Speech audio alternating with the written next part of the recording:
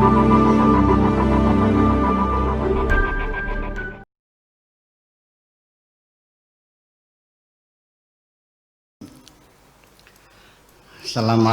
warahmatullahi wabarakatuh.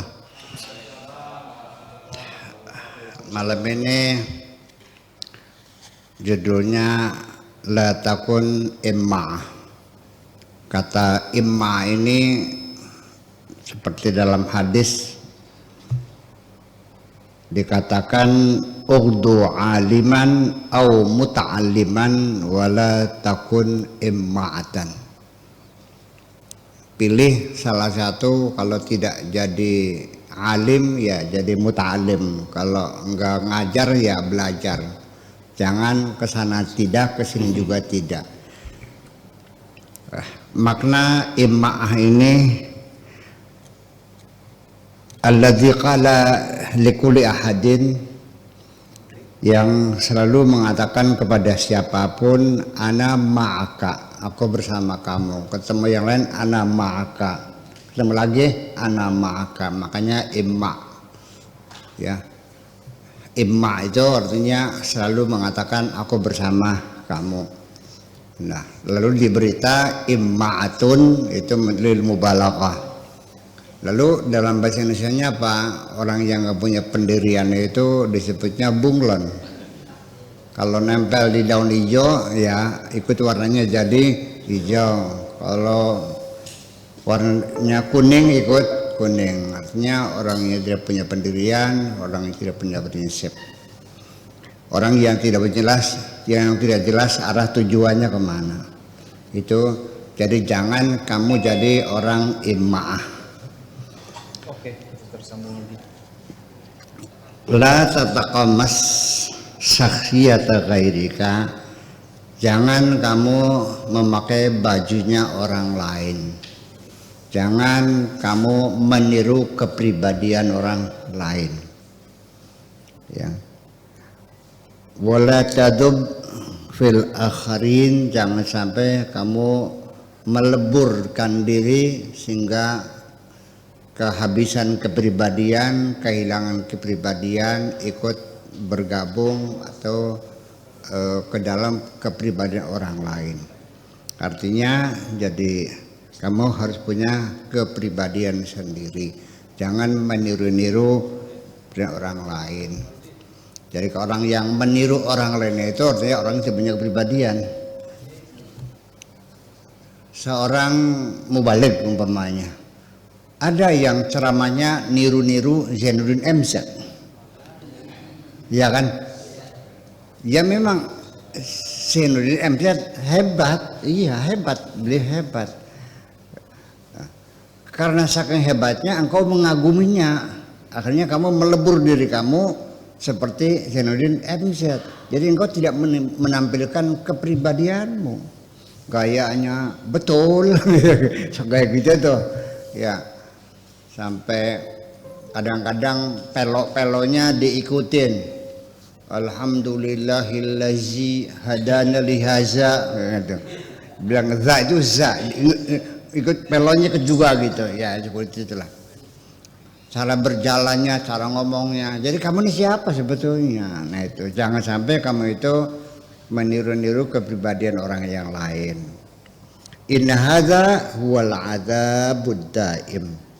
Itu kamu tersiksa sendiri dan siksanya abadi. Kamu nggak nyaman karena yang kamu pakai itu bajunya orang lain.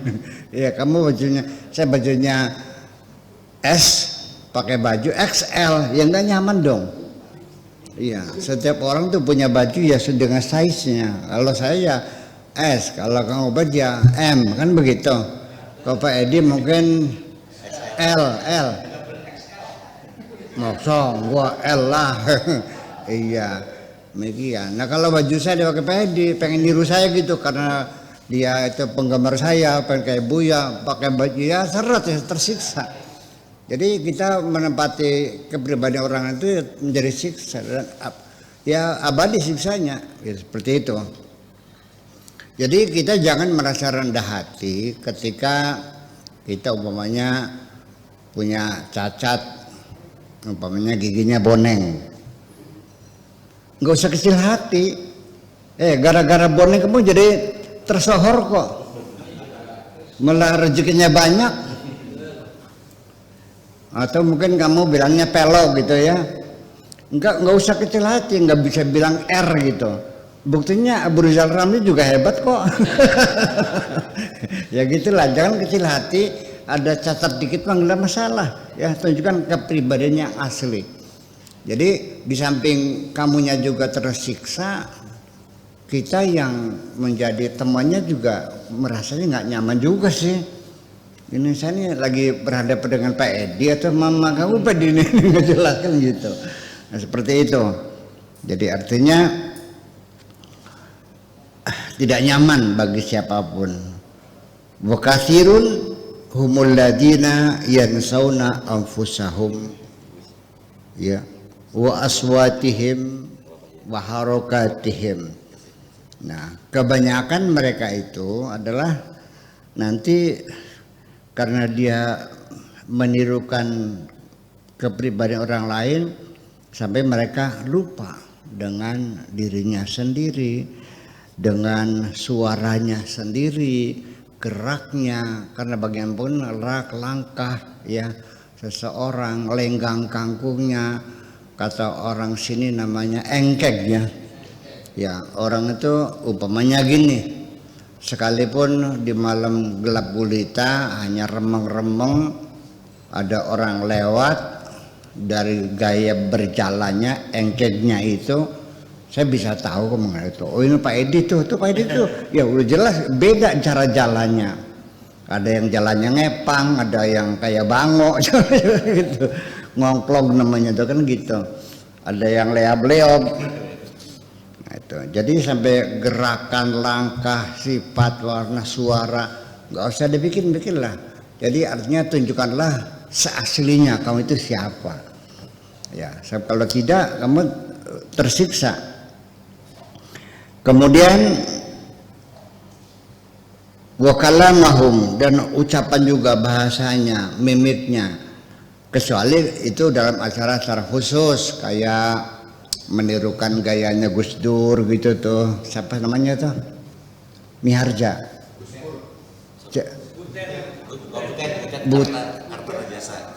Kartarajasa, iya kayak Butet.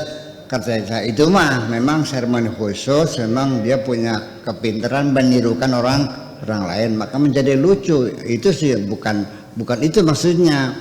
Artinya bahwa kita lebur dalam kepribadian orang lain.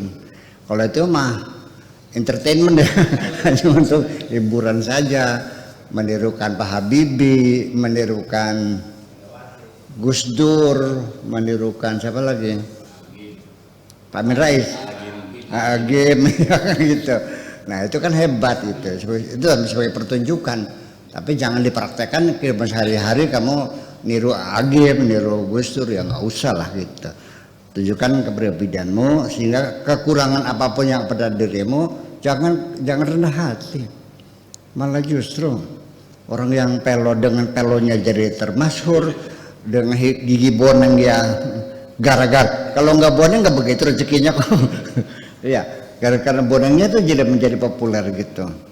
Ya, artinya kita manfaatkan sebisa seoptimal mungkin potensi yang ada pada diri kita ini.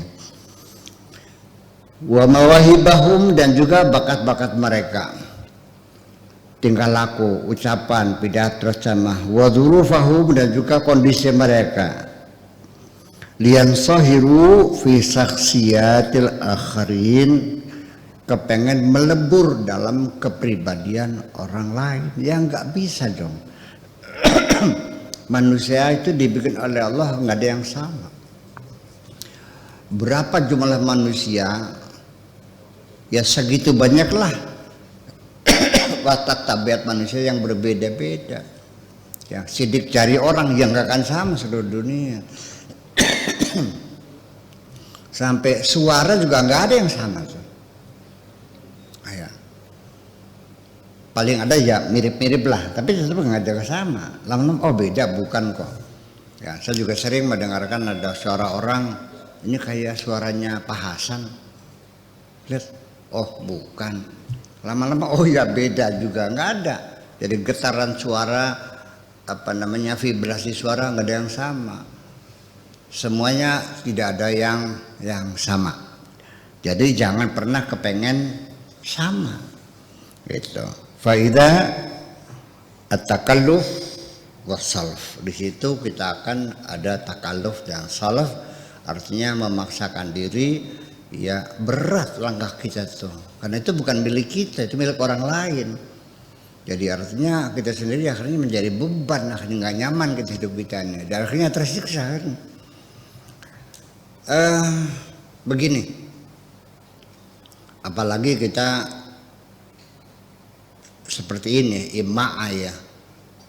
Kita saja ketika berjalan di satu tempat, kemudian kita merasakan ada yang mengawasi, ada yang memantau, kita nggak nyaman kok. Iya kan, kayak berjalan kayak berat banget sih. Ya itu, jadi semacam itu. Jadi artinya rasa nyaman itu ya, jangan sampai Anda apa sih maksudnya Anda niru orang lain. Yang penting Anda hidup ini nyaman kok, selesai itu aja. Terus dicarinya apa? Sebab ya artinya sebetulnya kamu bisa mengagumi orang lain ya karena kelebihannya, tapi kamu harus sadar di dalam dirimu juga punya kelebihan yang tidak dimiliki orang lain, yang itu harus kita kembangkan. Kelebihannya suara, ya silakan nyanyi. Yang kelebihannya di bidang apa namanya seni suara musik, ya silakan bermusik. Yang bisa nari silakan nari. Yang seni rupa ya silakan bikin patung, bikin apa hatan patung sebagainya. Masing-masing punya kemampuan. Nah, saya kira untuk sukses hidup, saya kira Anda jangan menghayal punya potensi, punya bakat yang banyak. Jangan berharap menjadi multi talenta. Ya satu saja kita kembangkan, itu bisa menjadi sumber rezeki, menjadi popularitas dan sebagainya. Ya mungkin nari nggak bisa, melukis nggak bisa, apalagi menguasai bahasa nggak bisa. Dia bisanya gaul. Ya sudah silakan kembangkan. Bahkan justru orang yang pandai gaul itu hidupnya lebih nyaman, rezekinya lebih banyak kok. Karena dia dapat peluang lebih banyak. Ya, ahli matematika dengan ahli gaul, ya enak lebih gaul. Dia banyak kenal orang, banyak kesempatan, gimana lagi. Ya itu makanya. Jadi yang penting kita kembangkan kemampuan yang ada pada diri kita ini sebaik mungkin, dan memang bakat memang pada dasarnya memang itu anugerah Tuhan ya. Tetapi bakat juga kalau tidak dukung dengan minat, dengan latihan-latihan yang terus menerus, ya saya kira tidak akan optimal. Ya mungkin seorang bisa melukis bagus, ya bakat memang. Tapi kalau tidak dilatih terus menerus, dikembangkan ya segitu. Iya. Jadi bakat asli semacam itu, dan Allah sendiri membagi bakat seseorang itu nggak tahu ya. Jadi kayak seperti begini. Ada nilai-nilai proporsional, itu Allah yang Maha tahu. Untuk menjaga stabilitas, untuk mencukupi kebutuhan masing-masing. Jadi bakat yang Allah berikan pada manusia sama dengan sumber-sumber kekayaan alam. Ya, mineral dan sebagainya di bumi ini itu tidak dikelompokkan satu negara lengkap, tidak, dibagi. Yang negara ini fosfatnya, negara ini batu baranya, seperti siapa yang bagi begitu? Ya Allah yang bagi, supaya ada saling membutuhkan satu dengan yang lain. Makanya muncullah ta'awanu 'alal birri wat taqwa wa la ta'awanu 'alal ismi wal 'udwan. Jadi sampai sekarang tidak ada negara yang bisa mencukupi hajat rakyatnya dari negeri, enggak, tetap aja. Mungkin Perancis punya kepintaran bikin minyak wangi, tapi kayu cendananya adanya di timur-timur. Ya gitu. Garunya ada di Kalimantan. Ya, kemudian senjata nuklir, uraniumnya ada di Irian Barat. Ya kan? Jepang dengan teknologinya, tapi bahan bakarnya dari Timur Tengah. Timur Tengahnya pisang ya nggak ada di sana mah, kesemek nggak ada. Ya kan, adanya korma gitu, manggur. Seperti itu. Jadi situlah makanya, nah bakat orang juga sama. Jadi ya nggak ada orang satu kampung bisa nari semua, ya enggak. Ya dibagi secukupnya saja. Ya, yang bisa melukis ya secukupnya saja. Ya kalau memang kamu nggak ada bakat, nah sehingga ketika itu berlebihan nantinya tidak sesuai dengan demand, ya itu menjadi ada terjadi perubahan. Umpamanya yang bakat ngaji jadi kiai, ya satu desa satu aman, begitu 10 bertengkar jadinya. Ya kan seperti itu kira-kira. Itu juga bakat, kalau bukan dengan bakat misalnya ya susah. Ya sekali ngaji bertahun-tahun baca kitabnya salam lulu. Iya, ngaji nahwu sarfnya nggak matang-matang, ya memang bakatnya bukan bakat itu, ya sudah nggak ada masalah. Bisanya nukang, ya sudah nukang, gitu. Jadi jangan sampai karena kamu memaksakan diri, saya harus jadi kiai, ngaji nggak bisa, beli sorban, beli jubah, ya tasbih, supaya kelihatan gayanya kayak kiai sambil bawa tasbih, sambil ngewer tasbih, sambil komat kamit. Ada kayak gitu? Ada. Memangnya jadi kiai dengan pakaian sorbannya, itulah persoalannya. Jadi cobalah kita mengenali diri sehingga nanti pada akhirnya apapun bakat yang Allah berikan kepada kamu, kamu syukuri sajalah. Ya kan begitu. Yang pintar masak ada, seperti ini pintar masak. Di Mesir itu ada namanya Kiai Masyhuri Syahid, asalnya orang Geraksan. Dia lebih senior dari saya karena dia berangkatnya lebih dulu ya dari saya itu. Saya tahun 71, dia mungkin tahun 65-an lah berangkat ke Mesir tuh. Nah di sana punya keahlian masak, masaknya enak. Ya sampai 16 di Mesir, ya kaya bisa masak sih. Setiap para diplomat yang mau adakan party ya dia yang masak. Ya, masakannya enak. Bener-bener enak masakannya. Ya. Kemudian lagi di sini Kaji Kadira. Ya.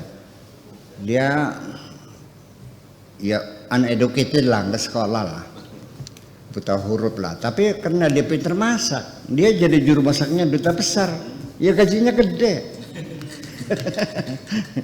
Setiap ada party di rumah duta besar itu ya ngundang duta-duta besar dari negara Arab, Eropa.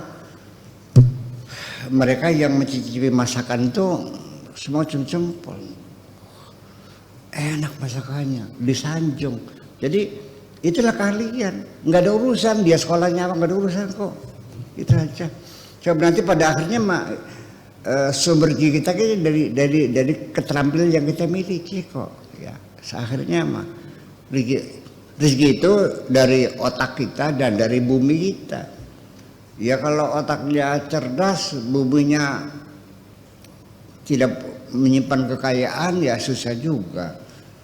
Tetapi dengan kecerdasan luar biasa seperti Jepang, seperti Singapura, mereka nggak punya tanah ke Singapura, ya, tapi makmur juga. Tapi Indonesia yang negerinya subur, otaknya enggak, melarat akhirnya kan gitu. Nah, kecuali Amerika otaknya encer, kayak dalamnya berlimpah ruah, nah itu ketemu. Tapi akhirnya yang membuat orang jadi hidupnya nyaman, akhirnya kecerdasan juga pada akhirnya. Ya, karena Singapura tidak punya tanah juga bisa hidup makmur kok. Ya karena otaknya jalan gitu. Nah itulah makanya. Wadur ya lian sahiru fi saksiyatil akharin fa idza atakalluf wassalaf wal ihtiraq ya akan merasa terbakar, maksudnya akan menghabiskan potensi yang Anda miliki sendiri, wal i'dam lil kiyan walidzat, dan itu akan bisa menghancurkan kepribadianmu sendiri. Pada akhirnya karena sering meniru orang lain, akhirnya nggak punya kepribadian. nggak jelas akhirnya. Itu. Min Adam ila akhiril khaliqah, dari sejak mulai Nabi Adam sampai manusia di abad 21 ini, lam yattafiq ithnani fi suratin wahidah, tidak ada dua orang yang bentuknya sama. Nggak ada orang yang mukanya dua orang sama tuh, nggak ada. Sekalipun kembar siam. Kembar siam itu pemecahan sel. Nah, itu biasanya kalau laki ya laki semua, kalau perempuan perempuan semua, juga wajahnya mirip-mirip. Ya. Seperti kita di sini, kepala sekolah aliyah Pak Ahsin, kemudian saudara kembarnya namanya Pak Ahsan, jadi Kaur Haj di Kakak Mendagang Indramayu. Banyak orang sering salah debak gitu. Kamu gimana sih disapa enggak? Siapa? Saya bukan Ahsin, saya Ahsan. Oh gitu. Sekejap, tapi begitu dijajar berdua nggak sama tetap. Yang ini mah mukanya bening, ini mah prangus. Tetap saja nggak sama, ya rambutnya nggak sama, warnanya nggak sama, gigi nggak sama, hanya sekilas seperti mirip. Itu kembar siam. Tapi kalau kembar itu karena memang sperma dua masuk bareng-bareng pada ovum yang sama, ya akhirnya memang sejak awal sudah jadi dua. Maka itu biasanya beda warna mukanya juga karena dari dua sperma yang berbeda. Atau kadang-kadang jadi yang satu laki kembar tapi dua laki sama perempuan kan gitu, seperti itu. Itu aja lah. Salam dunia yang ada yang sama. Kalau mirip-mirip ya, tapi tetap nggak sama. Seperti orangnya Gus Dur ada, yang kayak Pak Habibie, yang kayak Pak Jokowi ada, ya. Tapi begitu dijajar nggak sama, tetap aja. Sekilas ya memang sama, seperti itu. Sejak Adam sampai sekarang, setiap manusia dibuat beda dan tidak ada yang sama semua itu.